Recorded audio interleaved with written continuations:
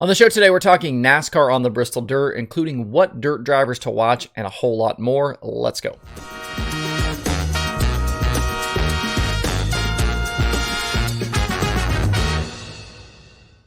Today is Wednesday, April 13th, 2022. Welcome into Dirt Tracker Daily. I'm Justin Fiedler. We'll have other things to talk about on the Thursday and Friday shows this week, but I didn't want to gloss over the fact that NASCAR is back on dirt this week with the Cup Cars and Truck Series at Bristol. If you tune into this show regularly, you know that my day job is in NASCAR, but if you don't tune in regularly, hey, my day job's in NASCAR. So you won't hear any hate from me about these races this weekend because I don't actually think NASCAR on dirt is bad. I know there have been comments from Kyle Busch and Richard Petty that NASCAR racing on dirt is setting the sport back, but that's BS. I like that NASCAR races on all sorts of tracks, including the usual ovals, the different road courses, and now with dirt being back in the mix.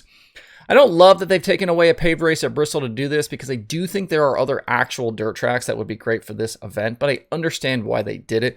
It just sucks because Bristol's such a great race on the schedule every year.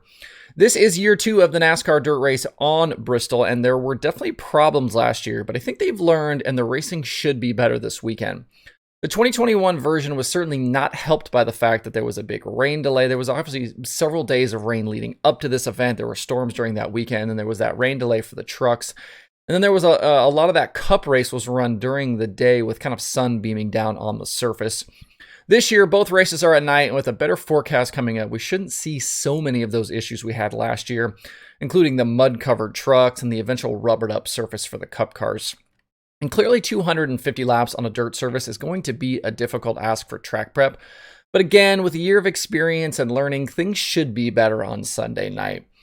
For both series, we'll get practice sessions and then heat races that are set by random draw. Those heats will then set the field for the main races on Saturday and Sunday nights.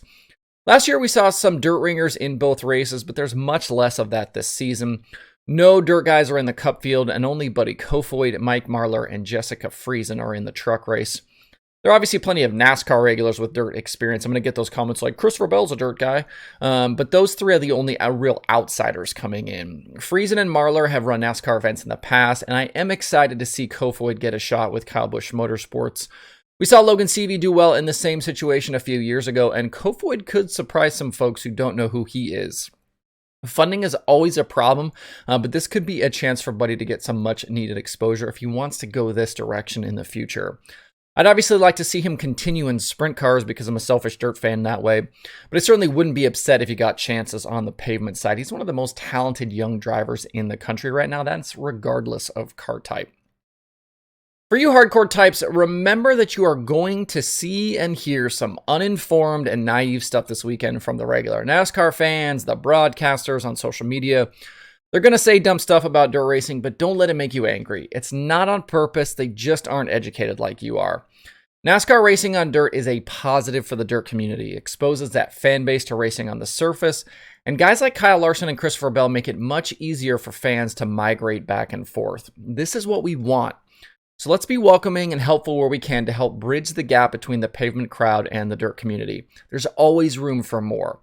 Think of it like this. If you had a buddy that was a NASCAR fan, but they asked you to take them to your local track or a big show like with the Outlaws, would you say no? Of course you wouldn't. You'd go get a beer, you'd grab some pit passes, and you'd walk them around and teach them. You'd explain the format, you'd point out who they should be watching, and talk through how the track changes from the start of the night to the end. Let's treat everyone like that this weekend. In this same vein, I had a YouTube question from TA Gaming yesterday asking about a potential NASCAR dirt series in the future. They said something like the Outlaws or Lucas, not sure about kart type, maybe 23 races ending in November, just like the Cup Series. It could possibly be a chance for dirt drivers to move towards NASCAR. They wanted to know my thoughts and if I'd be down to watch. So here's what I'll say. I don't think NASCAR is going this direction anytime soon. They're pretty focused on their core series, and while they have added some dirt races, I don't know that they are super interested in competing on the dirt side all the time. And no matter which direction they might decide to go in this hypothetical situation, either open wheel or fender, there's just so much competition right now around the country. I don't know how additive a NASCAR-owned series would be, and they'd end up competing for tracks and big events. And I honestly don't know that it's needed for those drivers that are interested in going that way from the dirt world. Plenty have crossed over in the past, including, the aforementioned Bell and Larson. And those in charge of driver development are clearly keeping an eye on the top drivers on the dirt side. I mean, the Toyota development program is a prime example of this. And you've also seen this recently with Justin Marks and the Trackhouse team doing some backing of Brent Cruz. The biggest issue for any driver wanting to climb the ranks will always be finding funding to do so, and that problem isn't unique to NASCAR or dirt. It's true of any motorsports around the world. That is a much bigger hurdle for moving up than getting exposure is. I also think there are enough dirt people sprinkled through NASCAR as management and owners, drivers, crew guys that they'll help keep that door open. Besides Bell and Larson, I'm thinking guys like Tony Stewart and Chase Briscoe and Stuart Friesen and the countless others that are kind of sprinkled in through the ranks.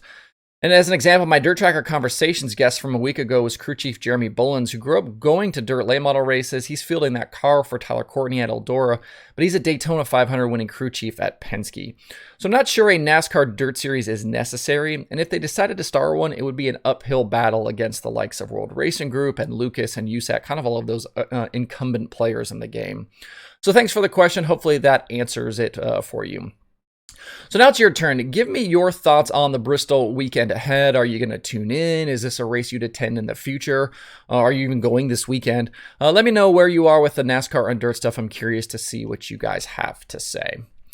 On the Dirt Racing Podcast front, Wing Nation talked to tires with Brent Marks and Neil Kalman of Hoosier. Loud Pedal has Gio Scelzi. Forward Bite has Zach Mitchell. Passing Points has Cap Henry, and there are new episodes of Open Red Credentials Denied, The Dirt Reporters, and The Dirt Nerds.